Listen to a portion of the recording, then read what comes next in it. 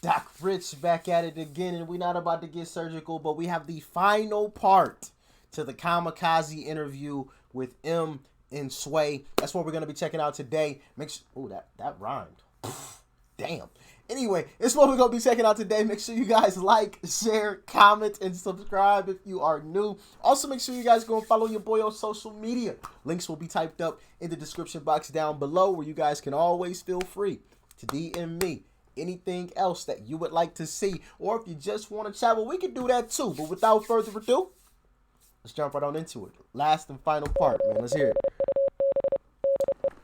I'm gonna switch topics because I keep hearing this reoccurring theme about how important writing is. Yeah. You know, one of my favorite tracks on the album is featuring an up and coming star that I think he, along with others that you mentioned on the album like Sean or Joyner. Kendrick or J. Cole, Joyner Lucas, powerful, real powerful artist. Joyner's a lyricist for real. I like y'all together on this track. You know, I think it's a good mesh between a veteran and somebody who's on the rise. He's so good too. What is it about him? He's been silent for a while too. Has Joyner dropped anything recently? I don't think he has. Kendrick's been silent for a while. Kendrick, Joyner, J. Cole's been silent for a while. Happy birthday to J. Cole too, by the way. So some heavy hitters have been silent. Unless I've missed it. Let me know in the comment section. But some heavy hitters have been silent for a while. Of course, we got the heaviest hitter of them all. You know what I'm saying? M, who ain't been silent, which we greatly appreciate. But some other heavy hitters have been pretty silent, man. You know, I feel like a storm's a brewing. We got a storm rolling in. Hopefully in 2020, the storm is going to unleash. All three of them drop a track to... Oh, that shit would be nasty. Or at least all three of them drop an album this year. Damn, that'd be some heat. Him that you like? The first time I saw him was like 5 years ago at one of the BET ciphers. And I peeped how he was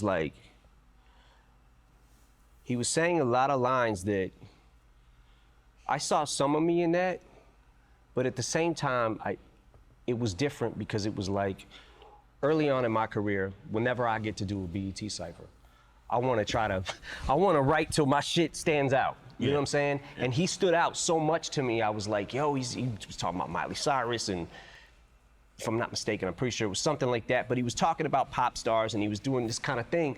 But I'm like, yo, people are gonna remember that. I remembered it. And then I kind of started when he made the Ross Cappuccini. Yeah. The way he did it from the two perspectives. It was genius, and it was like, stood out. Stood out so much to me. Like, not only that though, like the rhymes. Like, I'm listening to the rhyme.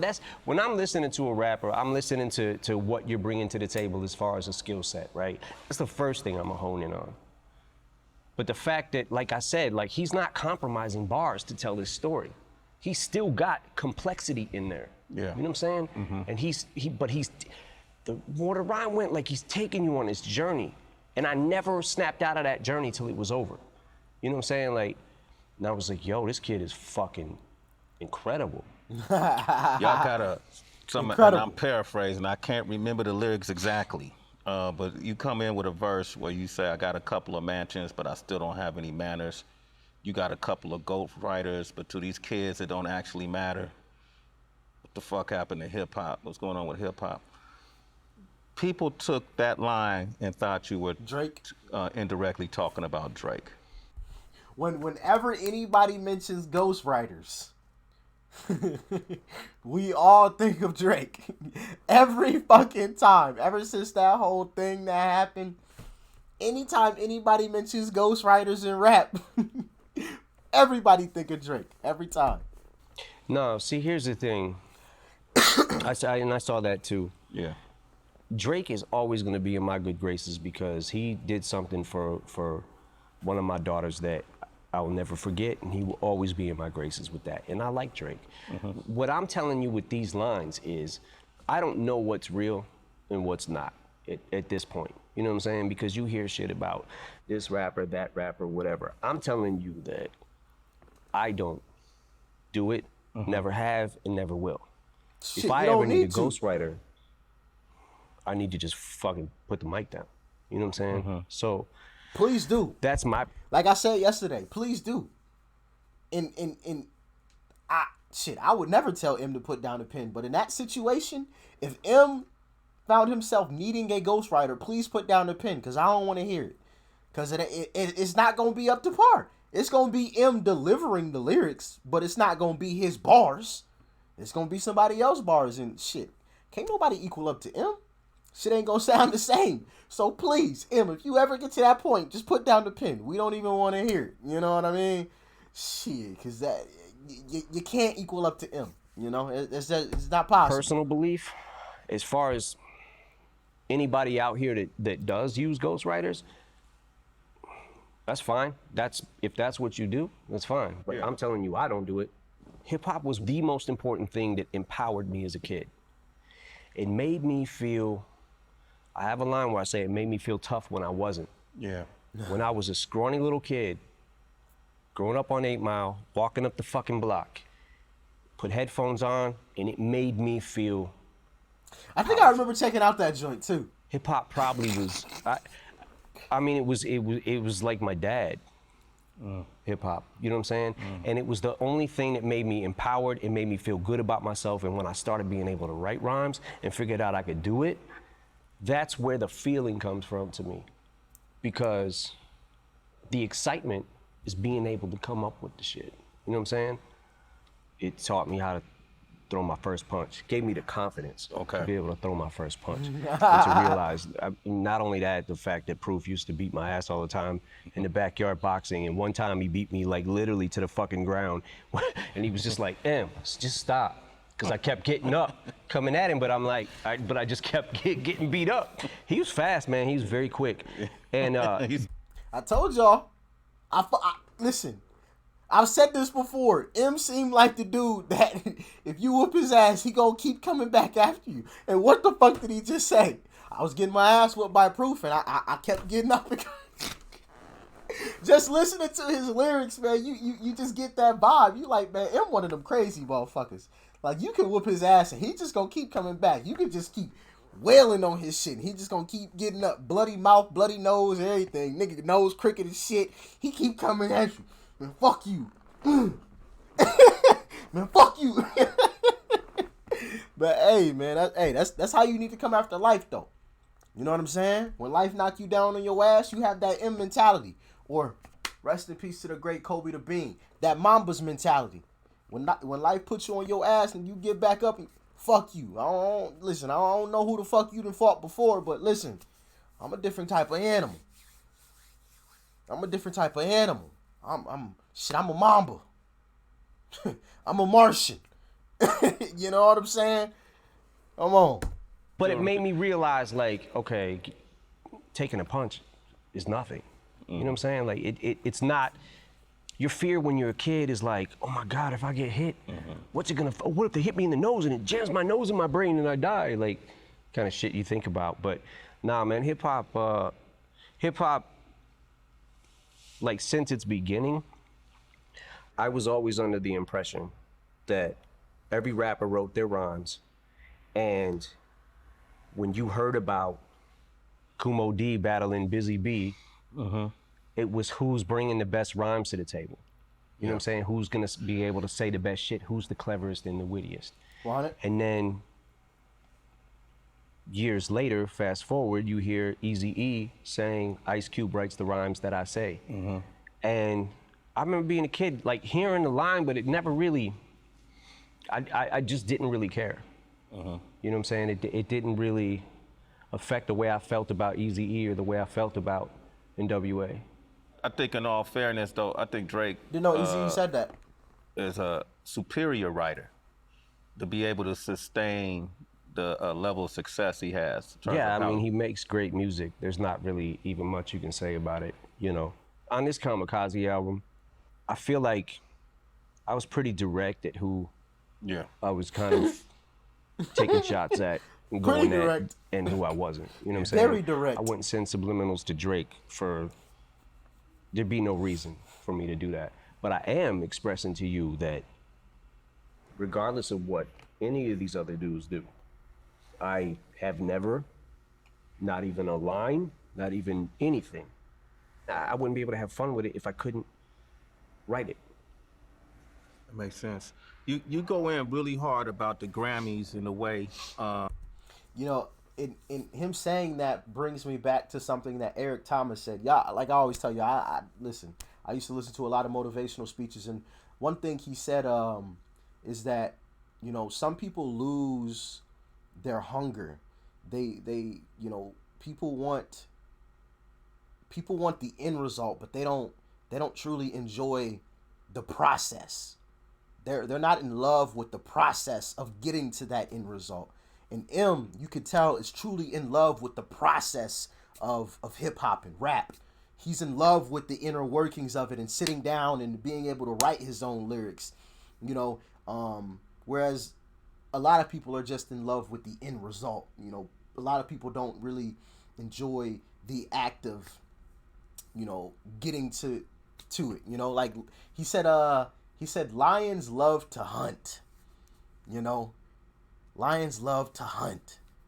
M, he loves to hunt. He's one of those individuals that loves that part of it, you know? Man, gotta love that. Man, you drag the Grammys in the mud when you talk about you have a few Grammys, but you feel like you had to sell your soul to get them. And you didn't know if you wanted it for the recognition or the trophies, but then what's the difference? You know, and that Grammys pretty much suck the blood of artists and nominate them, have them come to the shows. And Which they do. They do it every fucking year, yeah. And I'm just tired of seeing it. And for whatever reason, it's like they're always pitching this hint that you might win album of the year, which used to be a big deal. I don't think it's a big deal now. Mm-hmm. You know, sat at home this year for the Grammys and watched Jay and Kendrick not get it. And I felt like one of them should have got it. I felt like Joyner Lucas should have won a Grammy for I'm Not Racist. Yeah. Absolutely should have won a fucking Grammy. Every year we went, it was, I would be up for album of the year, and then the winner is Norah Jones. Who? And I'm not even trying to say anything bad about her music. I just, at that point, I had never heard of her. Yeah. And none of my friends did either. You know what I'm saying? So we were like, okay, whatever. And then Steely Dan. Okay, I know who Steely Dan is. I know Steely Dan back in the day. You know what I'm saying? But more than the Marshall Mathers LP impact, like, okay, fine. I watched 50. Same shit. 50 did not win Best New Artist at the Grammys. There was nothing bigger than 50. Nothing bigger, and nobody since maybe like Snoop came out the gate like that. My first album didn't do it. I never saw someone's first album and the wave happen like he had. Hey, I was a big 50 fan growing up. You know what I'm saying? So, hey, that's part of my era. You know what I mean? So I can speak on that. Man, what was that Get Rich or Die Trying? I told you I used to have that Get Rich or Die Trying movie like memorized line by line. I couldn't do that shit. I couldn't say that shit now because it's been some years since I watched that movie. But for a while, like I could tell you every single line of that movie, word for word. Like that's how many times I watched that joint. But I rock with 50. But I didn't know he didn't win a Grammy for that. That's highway robbery. Who the fuck won that year? Like, please, if anybody knows, let me know when it comes. Who the fuck won that year over 50? That nigga was hot as hell. Hot as hell. And then he doesn't get it. And then I get up there another year, and what was it, the Eminem show? And it was like, whatever. I'm fine if I lose to fucking Kanye or someone that I'm like, okay, I respect that. I know who that is, and Kanye has a huge following, and he's made a massive impact on music. Fine, I'm good with that. But don't fucking get us all here to use your selling point for your fucking show and stiff everybody every single fucking time. And I said, after that point in time, I was like, don't ever ask me to fucking come here again. Please do not ask me. My answer is no for 100 million years. Never again will I fucking go to the Grammys. Well, now, you know, I know the Jimmy Jam and some of the members of the board there are reaching out. Just Blaze and different folks are now trying to make it better. Would you ever consider, you know, joining the board and maybe you have a vote in it? First of all, that vote is fake as fuck. That's not a real vote. That's not a real vote. They give it to who they want to give it to. They give it to their darlings, the fucking, oh, this got critical acclaim, but it sold 2 records. Like, it ain't. I do think that winning a Grammy shouldn't solely be dependent upon sales, you know? Because if we're just depending upon sales or just depending upon streams, then, you know, it's already predetermined at the end of the day. I mean, maybe you could have a category where it's like most album sales or most streams or something, but I just don't feel like that would be a great thing for the Grammys. But it should be a huge factor, you know? And if you sold like fucking 50,000 copies and people like M are selling 300,000 in 1 week, like, I don't think you should be winning the Grammy. Like, that should clearly go to M. Like, there's no fucking comparison there. You know what I mean? About always what you sell, I get that. Vanilla Ice, I understand.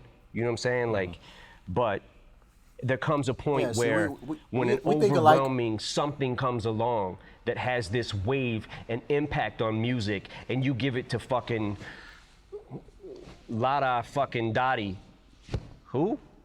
Lada Dottie. Sound like Lottie Dottie. But you know what I'm saying? Like, it's like, we got you. I don't know who won over Kendrick and Jay. Bruno Mars is fucking incredible. Bruno Mars is great. But I remember Beyonce did win for the album Lemonade. Yeah. And Wait, like, wait, was that the year that Kanye did the whole, I'm going to let you finish, but Beyonce... Hold on. What the hell, you know? It's like they're so fucking tone deaf to what is actually going on, but they're not in a sense of, oh, we're gonna get Beyonce here, we're gonna get Jay here, we can say all these names are gonna be here and we'll make them think. I guarantee you that the people from the Grammys was on the phone with Beyonce's people or Jay-Z's people saying every year that they're up for something, hinting they're gonna win to get them to come there. So you over that? I fucking guarantee you. You over that? I guess I won't see you at the Grammys this year. Yeah, probably not. Probably not? Okay. Yeah. What if you're nominated? First of all, I won't be. Okay. Because they know that I don't like them. And if I was, I wouldn't win because they know that I don't like them. And that's bogus in itself as well, because they do that shit with some of these Hall of Fames in sports. They take into account whether or not they like the person or their off the field shit, or, you know, their issues with M. Like, fuck all that. Judge the music. I don't give a fuck about your personal feelings or none of that shit, man. Almost went ham. Almost went crazy there. But, like, listen, I don't care about your personal feelings. Judge the music. That's it.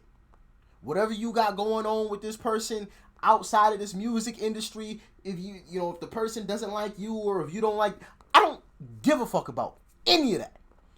Judge the music. That's what you're here to do. I don't care about your personal opinion. I don't. It's the same thing with some of these sports Hall of Fames. I don't give a fuck what this person did off of the field. Judge what they did on the field. If what they did on the field qualifies them to be with amongst these other Hall of Famers, so be it. I don't give. Come on, judge what you're supposed to judge. Like, who are these people? It's like, come on, man. One final question. I want to ask you about a song that, to me, man, it was probably one of the most heart-wrenching songs on the project, was Stepping Stone. You know, and you tell the history of D12, how it started, you know, and what happened through the duration, and at the end of it, you said it's over. That's it. Were the members aware of that song? They were. They were. They were. They got a heads up, and you know, I explained. I honestly, I have not talked to Swift and Conniver yet about the song. They just knew it was coming down the pipe. But the way I explain it is this: Proof was the glue that binded us all together, right? He did so much shit behind the scenes that I didn't even realize, and did things to keep us a group and to motivate us. You mentioned that you guys knew all this stuff was happening, but y'all Rest in never peace to talked Proof. about it. You know, you were men. You know, I'm paraphrasing in the verses, but everybody was doing their solo projects, and you know, y'all was drifting further apart. Well, that's what ended up happening, was everybody was kind of doing their solo things, made solo projects, mixtapes and things like that, and were doing shows. And I think the conversation now going forward is to see if there's anything we can do to help their solo careers. You know, and we'll always be friends, man. We always been friends. So we were kids. Yeah. You know what I'm saying? So we'll always be good on that aspect, you know. And I want to help them do whatever it is that their next thing is on the agenda. You know what I'm saying? Mixtape, album, shopping, whatever it is. When I listen to these stories, and I've known you since the 90s, and I've known you through these ups and downs, and even if I wasn't there on your side, I was there on your team, so to speak, you know. Absolutely. I'm sitting there thinking, man, this man must have went through some great therapy, because right now, where you at, you seem like you're in a comfortable place, you know who you are, you know what you want, and even though you got these people coming at you, you're strong enough to respond in a way that you wouldn't naturally do it. How did you get to this place, though? Did you do therapy? Was it? Nah, my music is therapy, you know. So I just, You could tell that. I don't know, man. I've been coasting through, and You know I feel that like from I listening just, to it. You just kind of figure out life as you go. I write all the time. Whether I use it or not, you know, I write all the time, and that's my best therapy, is to be able to get stuff out. Just like the D12 song, it was like one of those things. Yeah, man. For me personally, my personal therapy is doing this and hitting the gym, which is why I have no problem doing either one every single day. You know what I mean? I put on these headphones, and you know, while I'm here, you know, I put on the headphones when I'm in the gym. I put on the same headphones or my other ones, and I go to work. You know, that's just part of my personal therapy. You know, when I need to just kind of get away and, you know, recoup, and you know what I mean. Not necessarily get away. I guess on here, it's not really getting away. It's kind of getting away. Y'all get what I mean. It's soothing for me, you know, to do both of those things. But you know, as far as life, man, you just kind of learn as you go. You know, you make mistakes, you do dumb shit, you say dumb shit, and later on you learn, like, yep, I fucked up with that one. You know, and you move on, and you try not to make the same mistake again, and you pursue perfection, becoming a better person, and that's really all you can do with life, you know. And as you learn those lessons, you try to, you know, let other people know about those lessons so they don't, you know what I mean. That's life, man. Shit ain't perfect. Shit ain't gonna be smooth. It ain't gonna be a crystal stair all the way to fuck up. You know what I mean? It's gonna be some bumps in the road. You're gonna have to take a left when you want it to go right, or a right when you want it to go left. It's gonna be some roadblocks. It's gonna be some pitfalls. You know, that's life, man. That's life. You know. Things where, like, I know that they have things they want to say to me, and I have things I want to say to them. So this is kind of how I wanted to tell them, like, you know, I love you guys, like, forever. Like, I'm here. It just, doing the D12 album just doesn't seem, in this climate right now, Yeah. I don't know how that would even work. You know what I'm saying? You're going through enough with this climate. Right. So, Imagine D12. Let me ask you this, moving forward, this will be my final question. You have always, to the public, seemed like an elusive, introverted person that they don't always have access to unless. I think that's hilarious. Okay. By the way, you know, I'm not going to fucking clubs anymore. I don't do that. You know what I'm saying? I'm sober. I don't. But I do a lot more and go a lot more places than people actually think I do. I just do it under the radar, man. That's all. We don't, you know, in Detroit, we don't have paparazzi like LA or New York. You know what I'm saying? So I'm out a lot. It's just that people don't really see me. So you out and about. Yeah. And I'm sure it's cold as shit in Detroit, so he probably wearing a big ass jacket, hood up, you know what I mean? Nice little hat low, you know. So hey, he can move through low key. I might have to move to D-Town. I might have to move to the, what do they call it, the Motor City? Give me a nice big puffer jacket, you know what I mean? Just be waiting on the block for him. Hold on, that look like that might be him right there. You know what I mean? Oh, man. Just imagine. I wouldn't actually move to Detroit just to meet him, but it would be dope to actually meet the dude, you know? That's interesting to know. Yeah, like I said, you're not going to catch me at a club. Fuck it. Sway like, yeah, I'm about to catch your ass now. That's interesting to know. Just that people don't really see me. You out and about. Yeah. That's interesting to know. Yeah, like I said, you're not going to catch me at a club fucking throwing money. Or, you know what I'm saying? Like, I've been through all those days and all that shit. Like, as far as, you know, I've done the whole club scene. Yeah. I did it for a long time. Too long. Nah, but congratulations, man. I like the Kamikaze project. Thank you, man. I think the majority of folks who listen to it cannot deny that you're an elite group of lyricists. Thank you. And I'm a dude who's been in this for multiple decades, and you're at the top of my list. Thank you, man. Thank you. And I like to see you keep flying forward, regardless of the, you know, whatever the critics have to say.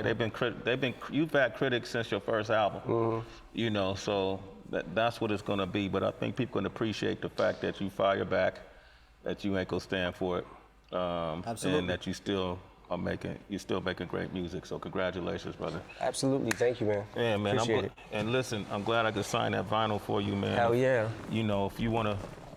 Like I said, I'm gonna take it home, check out some bars. Okay, here, let me see that. Show that. So this is, you see that? Sway and Tech. Shout out to King Tech. This is my brother, partner in crime since high school, since day one.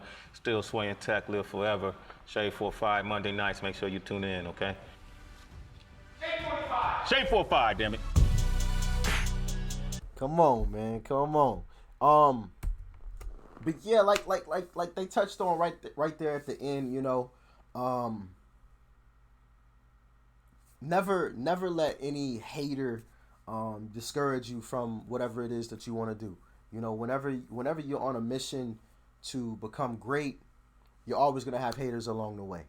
And I mean true haters, not just people who are critiquing whatever it is that you do. You know, there's a difference between critiquing, constructive criticism, I should say, and just flat out hate. You know what I mean?